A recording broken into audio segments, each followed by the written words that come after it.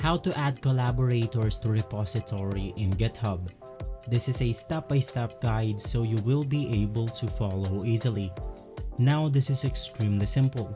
All you have to do is to open up your GitHub account, and from here you then have to select the repository that you want to add the collaborator into.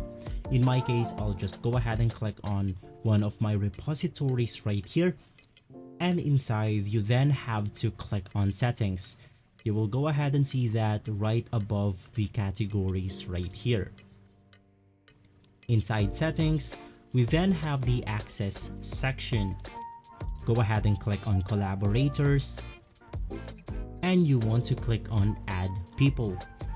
Now it will then go ahead and prompt you to enter your password, and from here the only thing that you need to do is to enter their username, full name, or email address.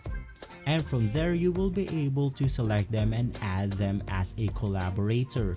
If this video has been helpful for you, please don't forget to hit the like and subscribe button.